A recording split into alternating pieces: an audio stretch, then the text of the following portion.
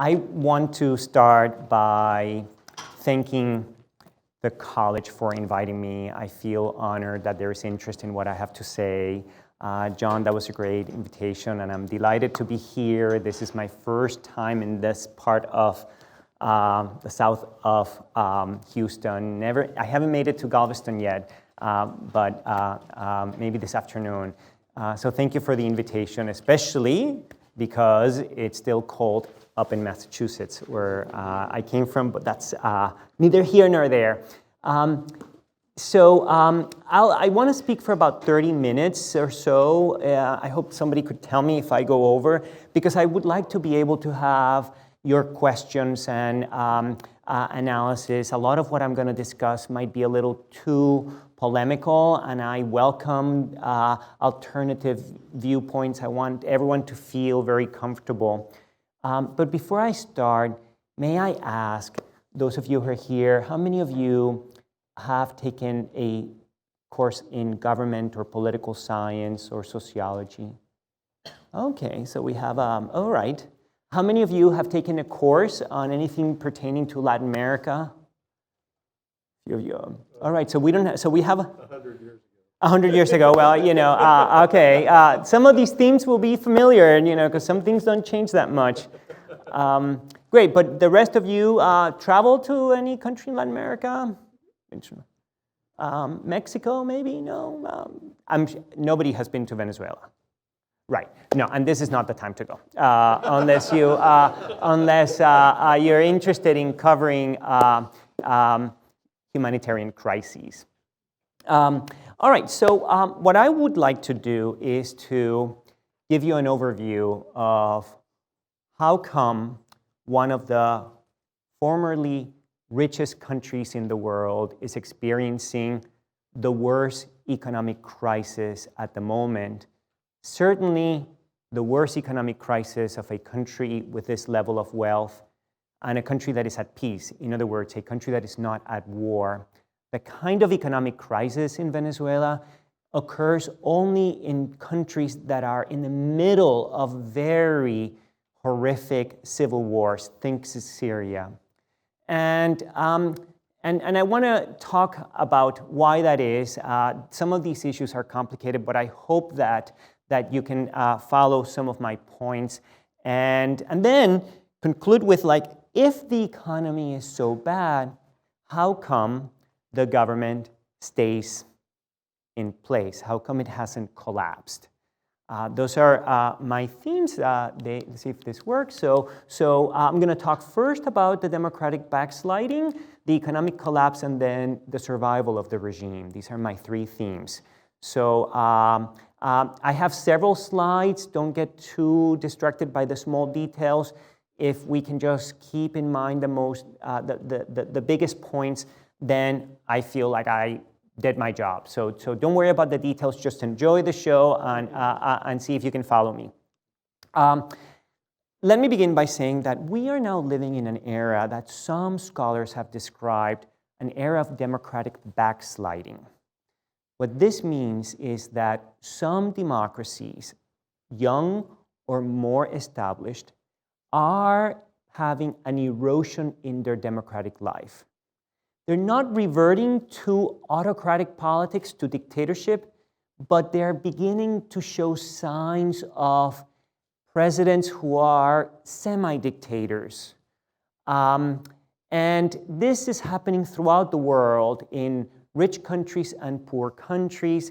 It's happening with presidents on the left and the right. This is called democratic backsliding. And Venezuela is perhaps the most representative case of democratic backsliding in the Americas. Let me show you this little graph.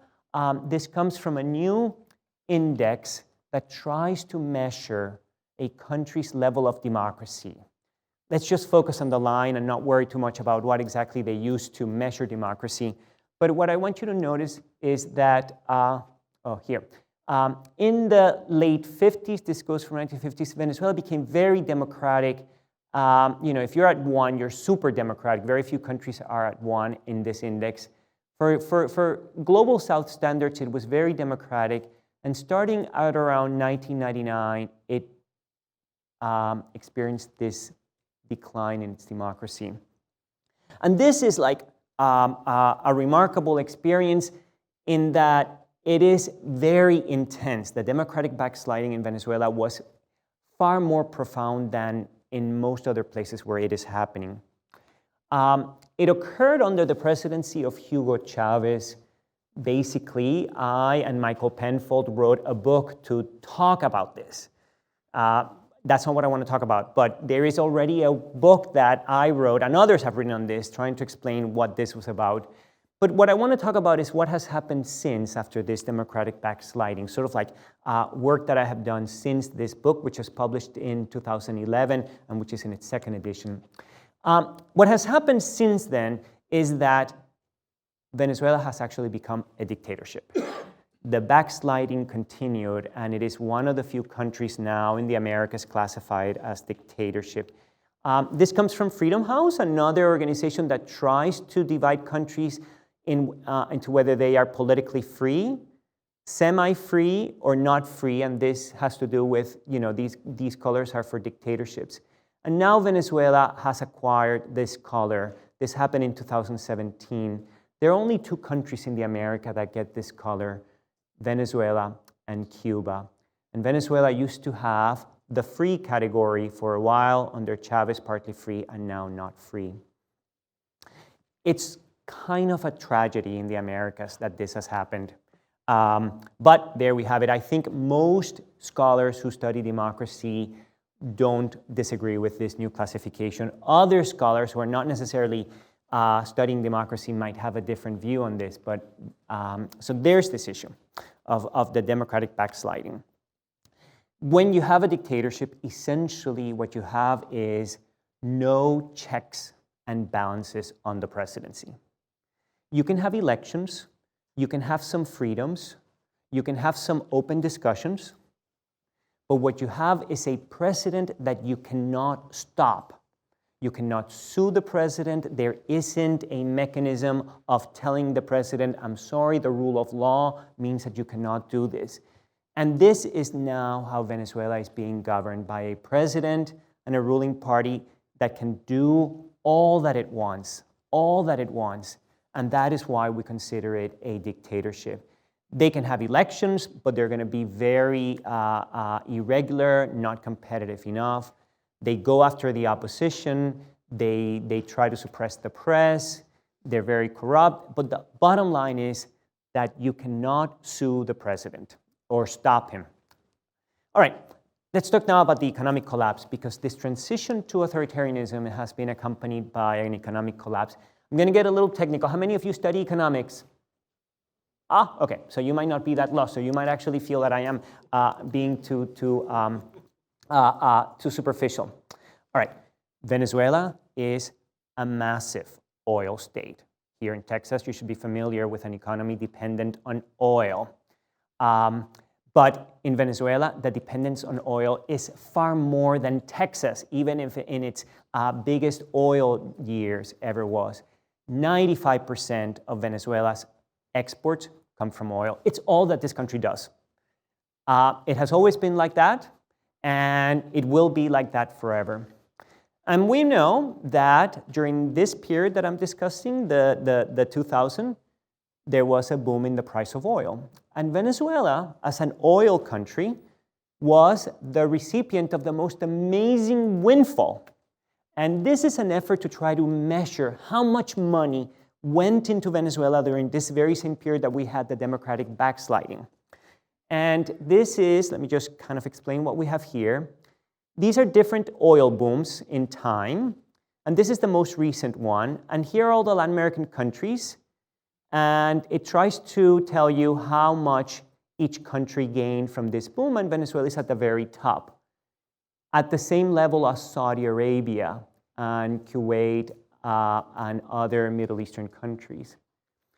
It's very important to keep this in mind, because this has never happened in Venezuela. This was an amazing oil boom.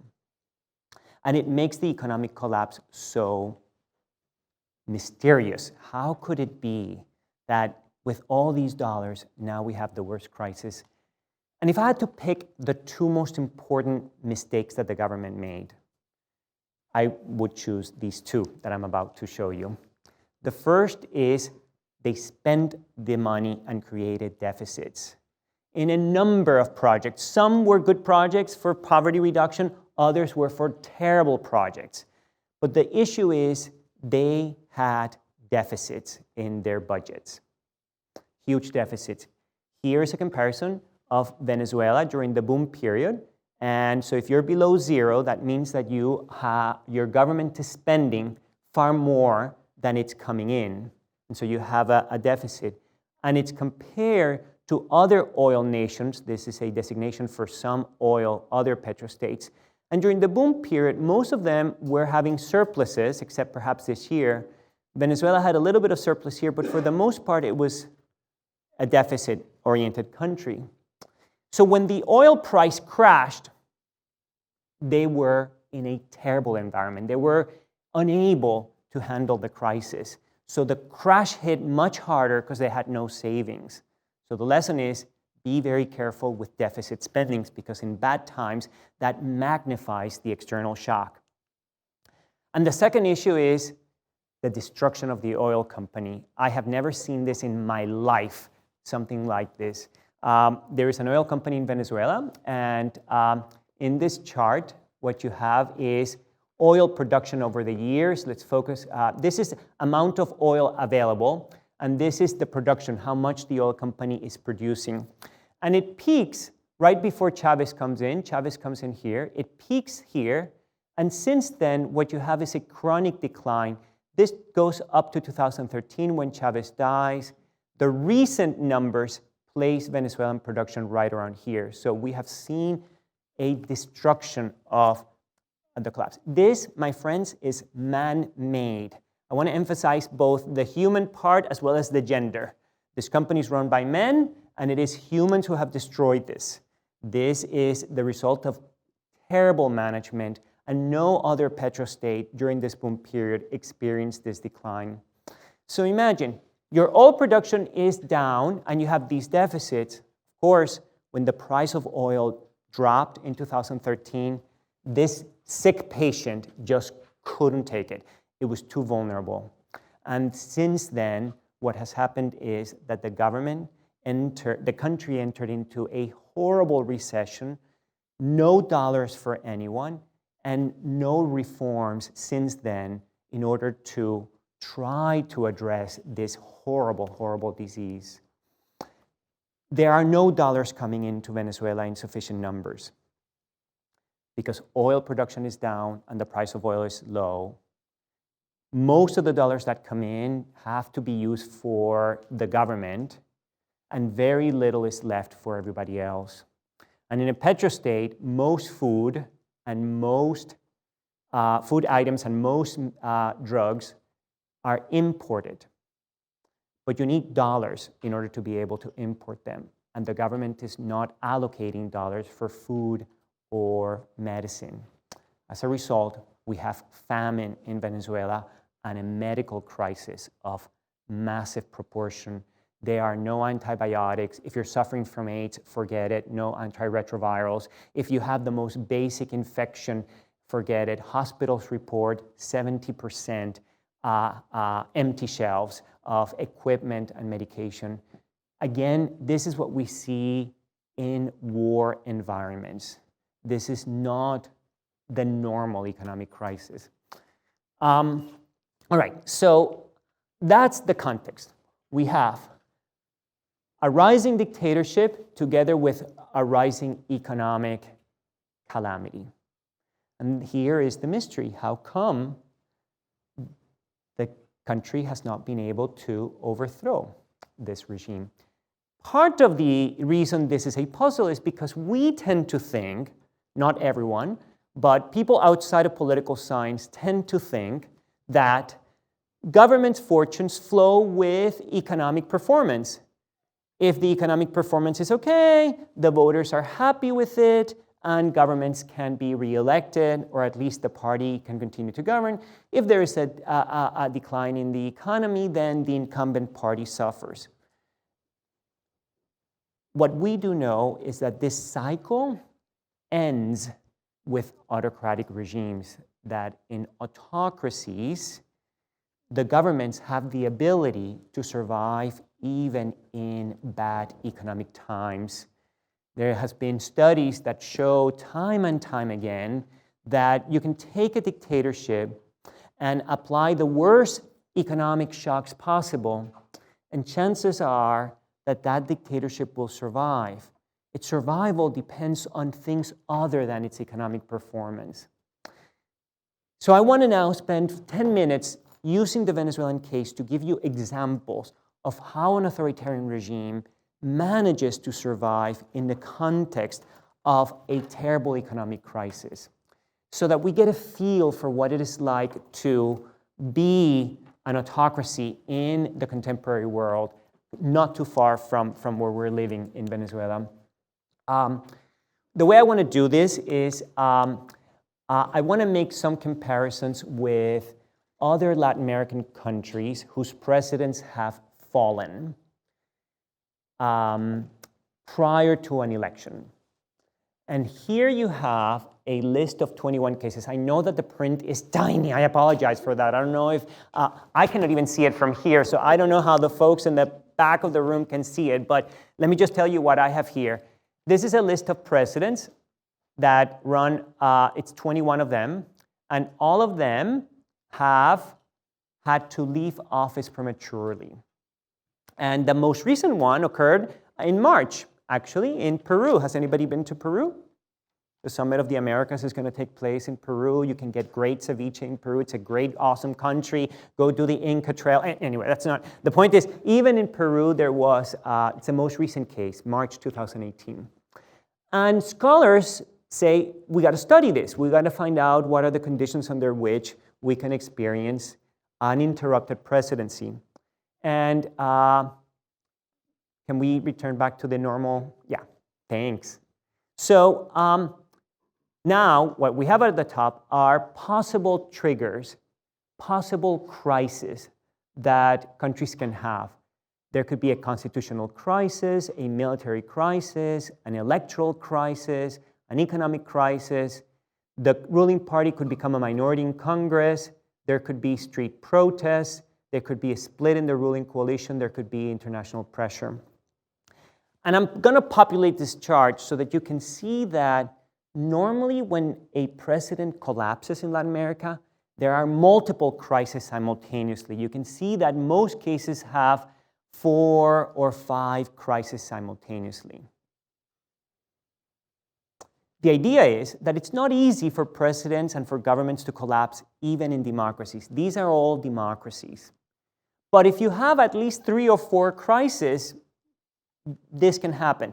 Methodologically, the problem is that we're only looking at the cases of collapse. We should be able to compare them with other cases that did not have collapse, but nonetheless, you need multiple crises.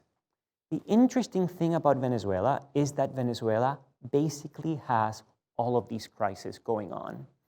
It can check all of them, and yet it survives, which is almost like a remarkable political achievement.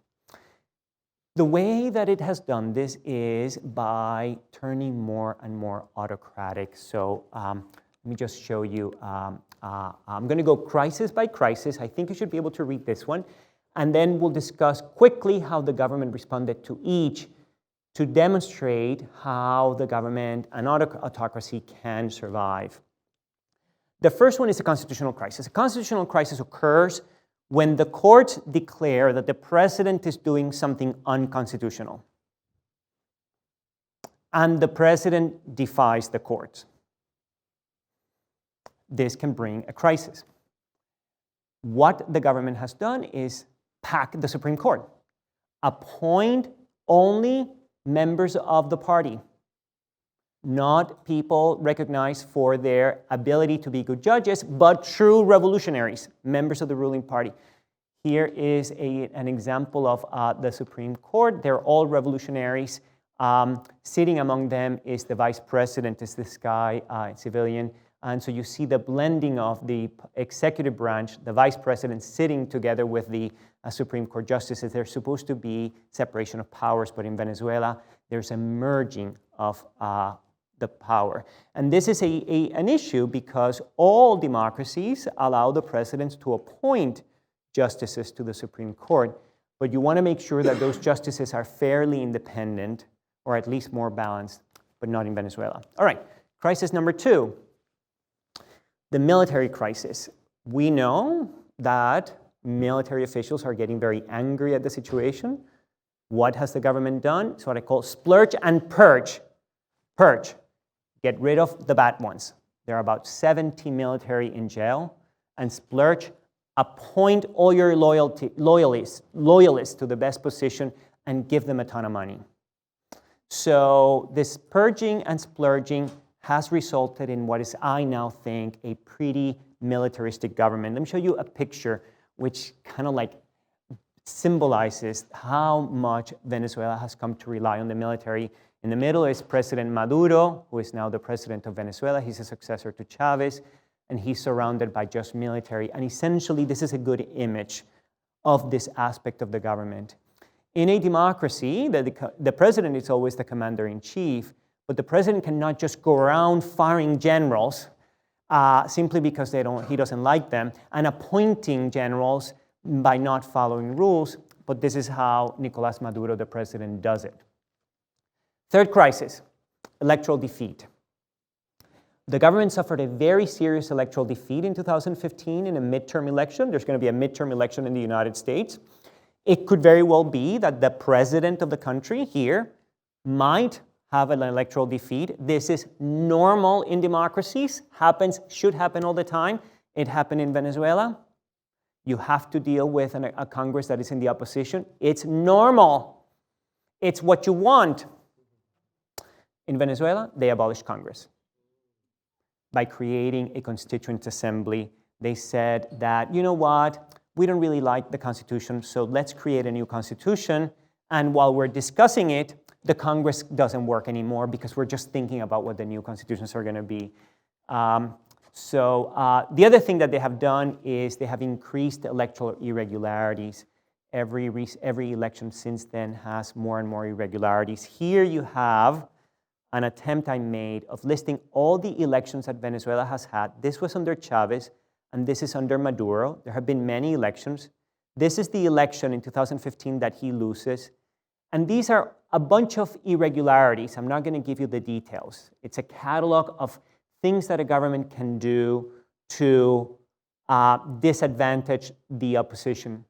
And the colors that are in blue are irregularities that get committed over and over and over again. And those that are in yellow are more ad hoc for that particular election. And what I want you to notice is that in the Maduro era, the number of irregularities expanded significantly from before. They keep expanding over the years, but now there's quite a bit of irregularity. The economic crisis, what they have done really, is that they have turned into a narco state. Let me show you this picture. This picture is really powerful. I got a hold of this picture from 2011, which is from the US military and intelligence sources trying to identify suspicious flights coming out of Venezuela. Flights that are not registered, nobody knows why they're there. These are supposed to be drug flows, criminal activities.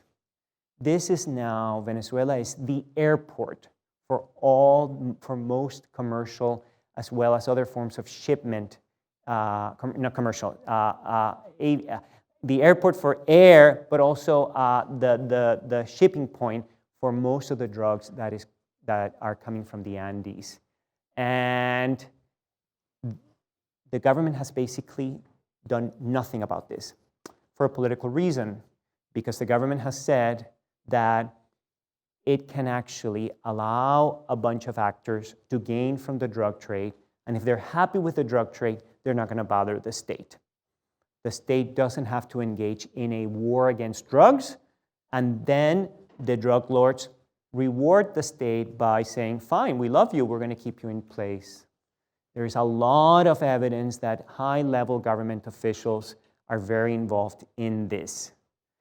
The nephews of the First Lady, for example, have been indicted and have gone to jail in the United States because they were discovered trying to smuggle drugs into the United States. They were discovered in Haiti. So this has been the issue. As Venezuela has become less of a petrostate, it has become more of a narco state. One of the reasons a lot of people think that Venezuela is a serious problem is precisely because of this outflow of drugs. In neighboring Colombia, the United States is desperately trying to block the flow of drugs, and it succeeds to some extent, but it does nothing if the neighboring country, which is Venezuela, does nothing to stop it. This is a major geopolitical problem for the United States. Okay, and this is the issue of minority in Congress. I already mentioned how losing Congress led the president to emphasize the Constituent Assembly.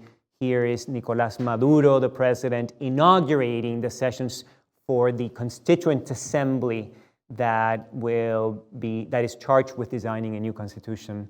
So, Proceso Popular Constituyente, the popular process for a constituent assembly. Street protest. In 2017, Venezuela was engulfed by very massive street protests, and the response of the government was incredibly repressive. We don't see these levels of repression in democracies. They're illegal in many ways. About 5,000 people were arrested, about 180 people were killed.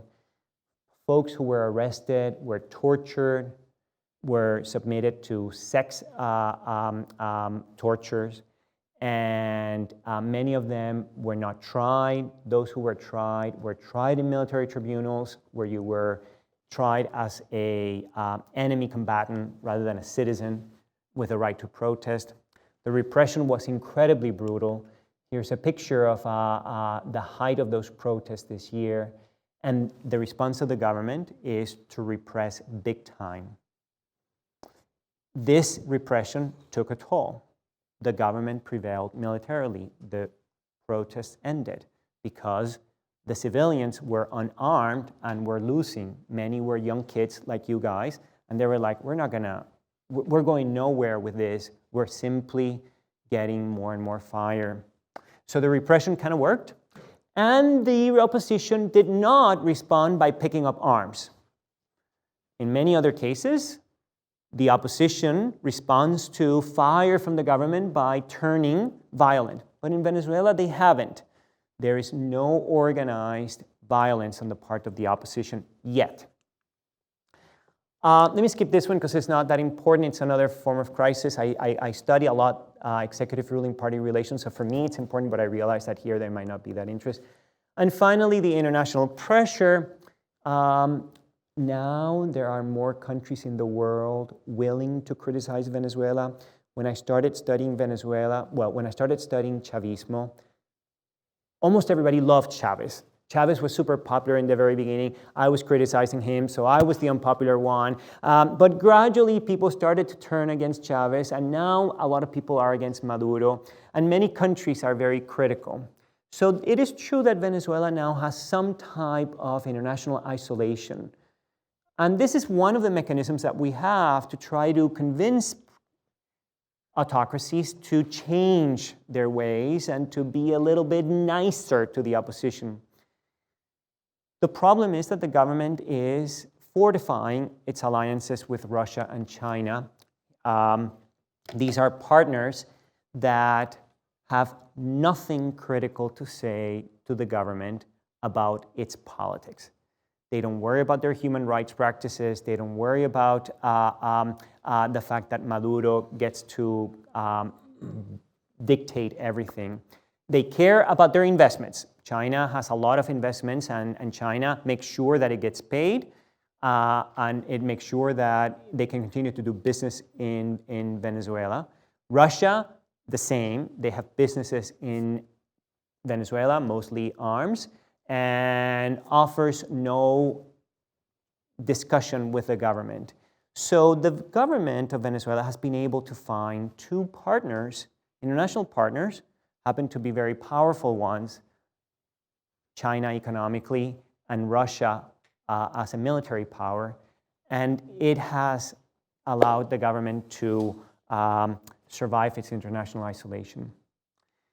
Let me just conclude now very quickly and to wrap up what has happened. We have seen the process of democratic backsliding, and what I want you to be mindful of is this is now common, but not this degree. The early parts of what we saw under Chavez, we have observed in many other countries. We now believe that even solid democracies can experience some decline in its democratic institutions. Venezuela was one more example. But what has happened since then is a little bit more extraordinary. It's turned to autocracy. And what has happened is the more it turned autocratic, the more society resisted. This led to crises, all of them.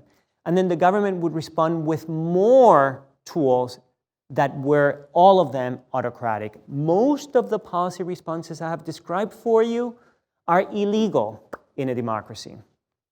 But they got deployed in Venezuela because there are no checks on the power of the president. And by deploying them, the country entered into this darker world of autocracy. So politically, the authoritarian response has produced societal resistance, and the societal resistance has reinforced the authoritarian response. And economically, one could argue that there is a connection between the rise of autocracy and economic crisis. There's a very famous argument by an Indian economist who studies development, Amartya Sen, who studied famines in the world. And he discovered that famines are recurrent in the history of modern economies. Situations in which there is widespread hunger and food scarcity. And then he notices that famines tend to disappear, never happen again, or if they happen, they only happen very briefly once you become a democracy. And he argues that there is a reason for that. Because in a democracy, if there is a famine, people will mobilize and punish the government significantly. And the government can suffer the consequences of neglecting the crisis. So democracies produce pressures for corrections, not in a dictatorship. So now we have an almost famine-like situation in Venezuela, which would have had an easier solution if there had been mechanisms in Venezuela to change the government. But the only system in politics that gives you mechanisms for changing governments are democratic mechanisms by definition. So if you don't have the democratic means to change the government, then there is no way for easily escaping these economic crises. So that economist, his name is Amartya Sen, Democracies and Famine. And what I have told you is that the decline of democracy in Venezuela is responsible for the famine today in Venezuela. Okay, so those are my remarks, and how are we doing with time? So we have time for your comments or questions, and so I'm very curious for your reactions. All right, if you've got questions, please raise your hand and we'll get you the Catchbox microphone.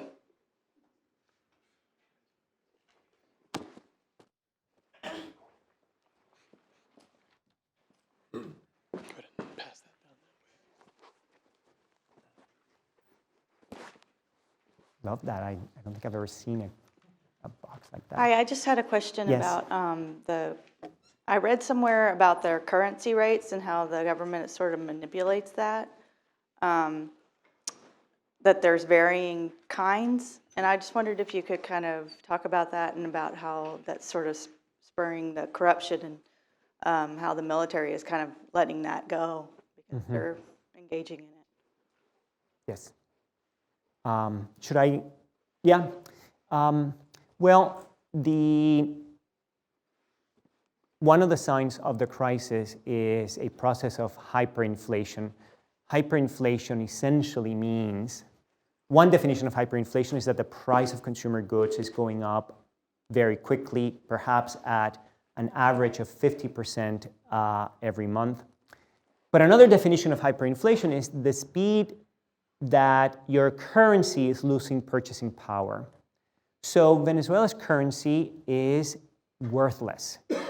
It is experiencing hyperinflation. So what the government is trying to do is to solve this issue without dollarizing, which is a typical approach. And they have tried to create a cryptocurrency called the petro. It's a disaster of an idea. There is not a single person in the world of any ideological persuasion who says that this has any economic basis, because cryptocurrencies are especially reliant on the credibility of the actors that are defending it. And so to have a government say, I am just going to decide that this new currency is going to have value, when there are no other assets to support it, when the entire economy is in shambles, and when this government is so arbitrary in the way that it changes its rules, it is unable to project credibility. So this has been a disaster. Very few actors have actually participated in this cryptocurrency. The idea is, this is what the government wants. Think about this. I need dollars. Why don't you give me dollars and I'll give you a cryptocurrency from Venezuela? Who's going to do that? It is a type of effort to borrow money, essentially, it's what they're doing. They cannot go into financial markets to do it, so they're desperate. So, but it's not working. It is really not solving any problem, and nobody is interested in acquiring petrocurrencies, not even the Chinese. The Chinese, what they have wanted is pay us with oil. We prefer bartering over any of these strange deals. And so, now, what are people doing with the other currency, the one that exists? There's a lot of speculation. The government has multiple exchange rates. So the way this works, multiple exchange rates are a terrible, terrible idea. They exist in other countries. Let's say that you have bolivars, the currency, the local currency, and you want to buy dollars. Well, there are multiple prices for a dollar. Sometimes the government will sell you a dollar for very few bolívares. So if you have very few bolívares, you get a lot of dollars. Sometimes they sell it to you at a very high price. So the government uses the good price for its allies and uses the high price for dollars for everybody else. Okay. Oftentimes, dictators Yes. look for enemies.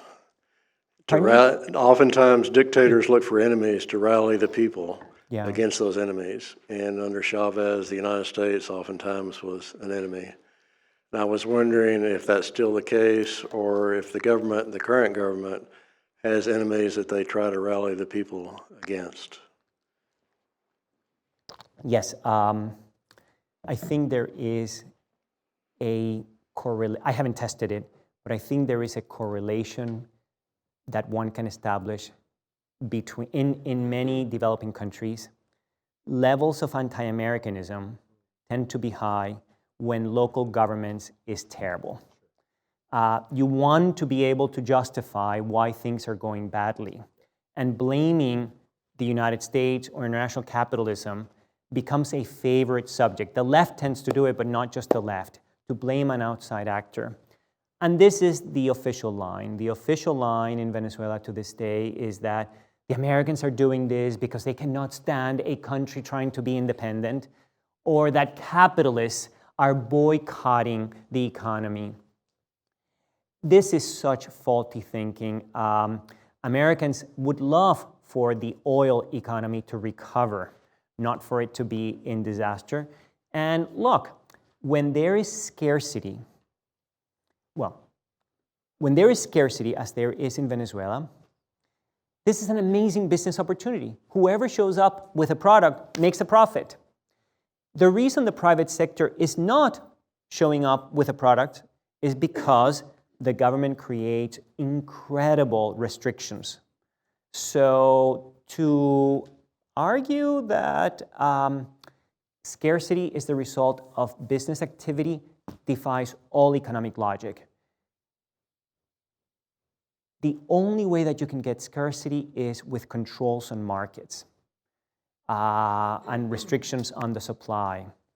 And so my point is that they blame the Americans and they blame capitalists. And for me, that is perhaps the silliest of all possible explanations. I think it is an argument that still captures the imagination of many Venezuelans, probably not the majority. Many Venezuelans feel like we are so rich, the only reason we can be poor is because outside actors, the gods, are conspiring against us. So it is an argument that has currency in Venezuela, but I think has no credibility from my point of view. Yes? Hi, I've got a, I guess, slash observation slash question, Sure. and then kind of another, a true question. As you were describing this, it reminded me somewhat, in some elements of the fall of the Soviet Union, in some elements not, right? In the Soviet Union, they didn't democratically backslid, it was the opposite, right? And it sort of exacerbated, the fall, right? But some of the things, even down to the military, drug flights coming out and Russians in the aftermath selling drugs across or weapons or whatever. I don't know if there's any insight maybe into the situation that could be gleaned from that period too. And I've seen a lot of people in the press make those comparisons, even though it's imperfect. So I'd like to hear any thoughts you might have about that. But then my second question is maybe a big one. Where do they go from here, right? What's sort of the prediction, for the rest? Which I know in political science we hate to make predictions, but I'm going to ask nonetheless. So. Yeah. Right. The collapse of the Soviet Union, one reading is that the internal economic disaster that Brezhnev and his predecessors left behind doesn't produce regime change at first. It produces a new leader in the Communist Party who comes in with the idea we got to fix this. And once the reforms get introduced, Gorbachev, loses control over them. What one could say is that the Maduro government is trying not to be Gorbachev. He's trying to be very careful not to introduce changes with the idea of fixing the economy because he might lose control of the political environment. So that's why the analogy is very helpful, because the kind of changes that are needed would be so dramatic that it would absolutely alter this kind of balancing act that he's having. This, my friends, is probably a recommendation coming from Cuba, because Cuba went through a similar thing. When the Soviet Union collapsed, Cuba said, we're not going to do another Gorbachev, we're just going to tough it out.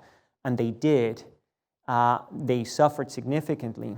But you just have to make sure that you ride out this environment. So what's the future? Look, the future is that this is going to be a very malfunctioning dictatorship for a long time. There's going to be an election in May, super irregular, advantage government by a lot. Most likely the government is going to win. If the government wins, what is probably going to come next is once the government feels it doesn't need to compete in a presidential election, it might feel a little bit more relaxed. And so there could be other non-Maduro type factions who could challenge Maduro from within the system. Sort of like Gorbachev, within the party, an alternative to Brezhnev and Khrushchev and those folks. If the government loses, to me, that is like, right, it could happen, but I'm not sure that they will respect the results, or who knows. In such a case, I agree, that's sort of, I guess a meteor could hit my car outside or something, right? But let's say that happened. Is that perhaps, an impetus for the opposition to become more, in more of an insurrection perhaps than that would be a fairly, a red line, that's been the popular word lately, a red line to cross to just disregard that. When you look at the color revolutions, those insurrections that took place in former Soviet republics, and the Arab Spring, you observe that many times what triggers the revolt is an electoral process that goes badly. It's not the only cause, and it's not the cause in every case, but yes, there's plenty of reason to believe that when the electorate is mobilizing for an election and something happens irregular, this could produce, yes, but there's repression, and the Venezuelans have experienced it. And I think now Venezuelans are basically opting to leave. So there is the exit option. We're seeing an immigration crisis of enormous magnitude, which tells you that the government is allowing for this safety valve to operate. So we will see. Yes, the evidence tells us that if people get excited about an election and they think they're going to have a good chance, and then the government does something bad, this could be the beginning of another revolt. But we'll see. In May, when there's an election, will the government be able to tell who the people voted for? In other words, if it fits the election. Yeah. They are going to be able to, they're not going to,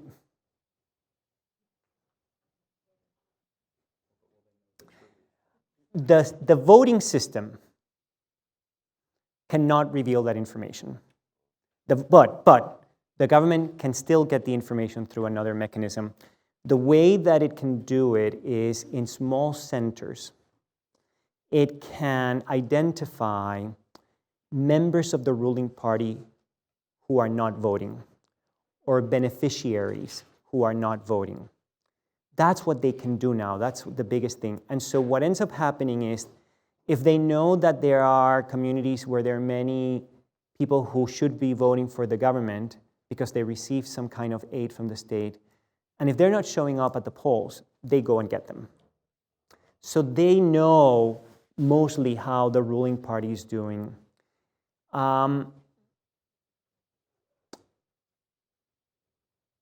The other way that they can know information is if at a polling station there are no witnesses for the opposition, then cheating can be extensive.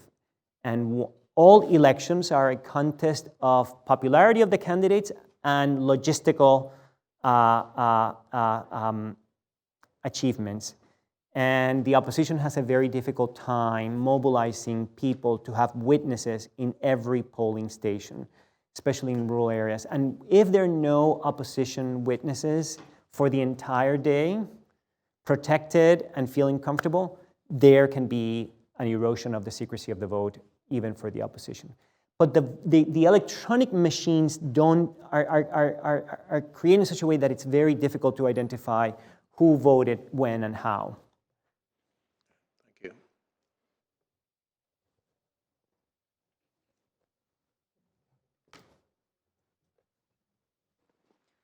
Sorry, this isn't really a question. This is more of a rather observation. Well, I'm from here, but my parents are Latin American, so my parents always, I always hear the news about what's going on in Latin America, and most of the time there's a lot of revolts and really political instability in those countries. And I was rather interested in Venezuela because in my mom, where she was born, she was born in Nicaragua, and she kind of experienced similar events to what happened during the fall of Somoza, and now with the rising power of Daniel Ortega, and now he's still back at it again, creating political instability. And so one thing that I was wondering, and since I remember from, I think it was Mr. Skipworth's question about creating political enemies. If I'm not mistaken, what political friends does Venezuela have? The political friends, yes. I'm glad you mentioned the example of Nicaragua because in Nicaragua you have a very similar regime in terms of democratic backsliding under Daniel Ortega, but it's economically better managed than Venezuela. Nicaragua, this time around, has been able to get along with business groups, with the international community, the United States, the IMF.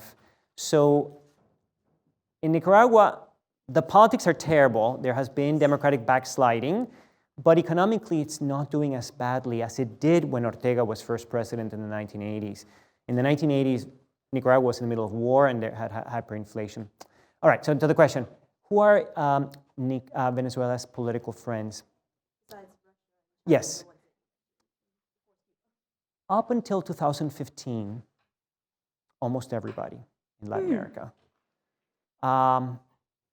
Some for ideological reasons, they were on the left and they liked the radicalism. Others for economic reasons. They were either getting oil subsidies from Venezuela or they were able to sell their products, like Brazil could go into Venezuela and sell whatever it wanted during the consumption boom. So nobody wanted to have bad economic ties with Venezuela. And the third reason is there's a tradition in Latin America of not criticizing other presidents. This is a very solid tradition. It gets to a point where it's ridiculous. It gets to a point where it's like, we need an intervention here. And so for all these three reasons, Venezuela, between 1999 up until 2015, was friends with everyone in the region. Not the United States, clearly, but not even the United States was that belligerent, in my opinion. That has changed. We now have seen in the last 2 or 3 years that many important Latin American countries are turning against Venezuela. And I never thought that would ever happen. So it's losing allies, but it still has a good number of supporters, Nicaragua being one of them. Nicaragua is standing fully behind Venezuela. And also, do you think that Venezuela is capturing on this, looking at, since they make fake elections, to be more of a false democracy? If the government is, after the election, is trying to become democratic? Not really democratic, but just more looking like it is democratic, but not really. Yes. Let me give you the old-fashioned autocracy, the type of autocracy that almost doesn't exist anymore. In an old-fashioned autocracy, the government could care less about giving the appearance of being democratic. Now we know, in today's world, autocracies want to wear a democratic dress. This is called mimicking democracy. They all do it. So now all autocracies will have some institutions that appear democratic. Even in China, to give you an example, there are official opposition political parties. The idea is that this is the new trend in sort of like the latest fashion in autocratic, where is you have to appear democratic, and so you mimic some elements and you leave them. The era of dictatorships coming in, shutting down everything, sending people back into their homes, repressing, banning all forms of political activity, that's too Cold War-ish. Now it's this new fashion. And Venezuela is very much into this trend. The government, yeah. Okay, I think we're about to go ahead and call it a day here, but we want to thank Dr. Corrales for his wonderful presentation. Thank you.